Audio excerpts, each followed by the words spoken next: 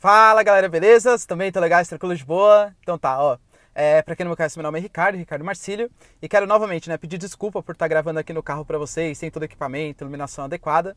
Mas é que meu dia tá muito corrido hoje de novo e eu não gostaria de deixar vocês sem vídeo, ainda mais com um assunto tão importante hoje, que é a questão do risco que a reforma da Previdência corre de não ser aprovada, justamente pela falta de habilidade política dos nossos governantes, principalmente aí do Bolsonaro e da sua família, tá bom? Mas se você já curtiu o assunto do vídeo, galera, por favor, ó, se inscreve no canal, deixa seu like, compartilha esse vídeo e vamos fazer o nosso canal aqui crescer bastante, beleza? Conto com vocês, ó.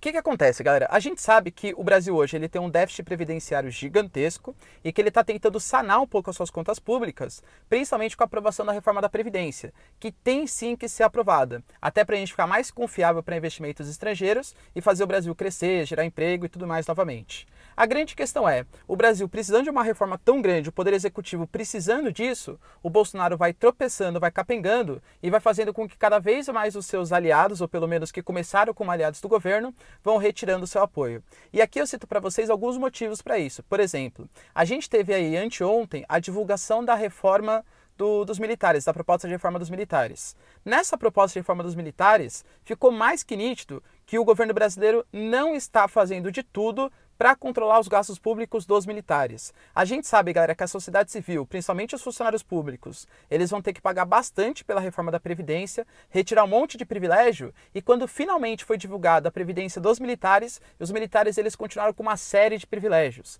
A previsão é que ao longo de 10 anos vai se economizar o quê? 10 bilhões de reais? Que é praticamente nada frente ao déficit público que eles causam, tá?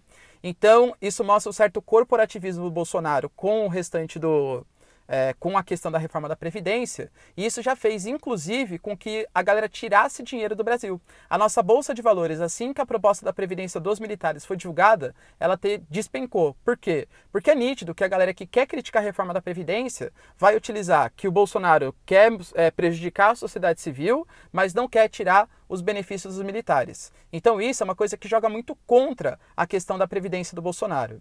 Outra coisa super importante é a falta de habilidade política que a gente tem entre o presidente e o Congresso. O Congresso, galera, que é quem realmente vai aprovar a reforma da Previdência. A gente precisa da compreensão do Senado e da compreensão da nossa Câmara dos Deputados. Porque se eles não quiserem fazer o negócio não vai, o negócio não anda. A gente sabe, galera, que quando não tem uma harmonia entre o Poder Executivo Federal e o Congresso Nacional, a coisa não vai para frente.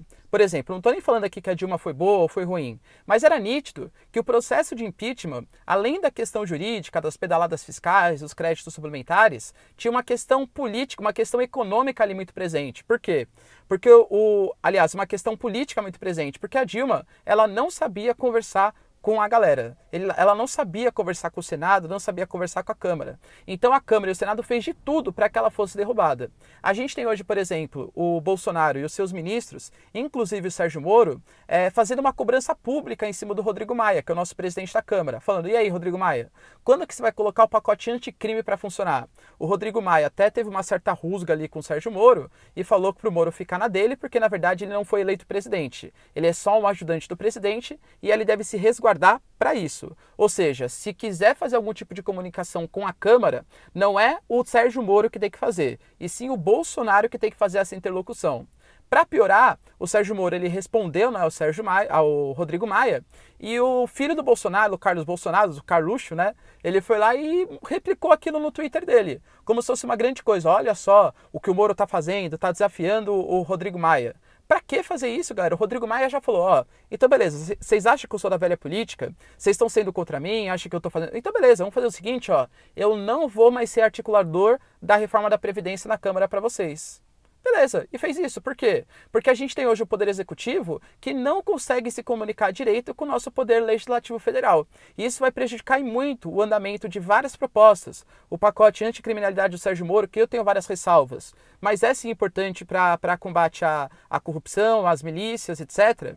E o próprio pacote de reforma da Previdência, que a gente tem uma Previdência muito, muito branda para os militares e que, aliás, dentro da corporação militar até vai causar um desequilíbrio ainda maior das contas públicas, porque geralmente os generais, a galera de alta patente vai receber mais. E quem é praça, o cara ali menos remunerado, ele vai ter que contribuir mais, receber menos benefícios. Então, uma proposta da Previdência para eles, de uma retirada, não é Previdência que fala para eles, mas é uma proposta extremamente branda e que aumenta ainda os benefícios com quem já recebe mais, e ainda temos um governo que faz questão de ficar provocando, inclusive com os filhos do Bolsonaro. Galera, de verdade, se eu pudesse dar um conselho, Carlos Bolsonaro, Flávio Bolsonaro, Eduardo Bolsonaro, fica quieto, vai. Não atrapalha mais o governo brasileiro. O Brasil já tem uma dificuldade gigantesca para fazer essa interlocução. Se vocês ainda for participando ativamente de maneira tão negativa, isso vai prejudicar ainda mais as contas públicas brasileiras. Ou seja, não adianta você ser cheio de boas intenções se você não sabe governar, se você não sabe fazer alianças, se você não... E quando eu falo alianças,